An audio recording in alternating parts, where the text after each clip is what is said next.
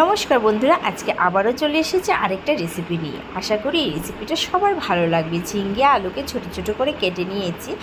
ওইদিকে তেল দিয়ে কড়াইতে পাঁচফোড়ন দিয়ে ঝিঙ্গে আলু ভালো করে ধুয়ে কিছুক্ষণের জন্য রেখে দিয়েছি।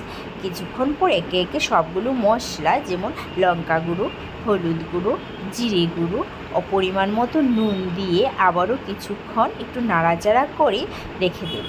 কিছুক্ষণ পর একটু মজে গেলে আর একটু নাড়াচাড়া করে আমি কিছুক্ষণের জন্য ঢাকনা দিয়ে দেব। আর ওই দিকে ইলিশ মাছের মাথাগুলো একটু ভেজে নেব।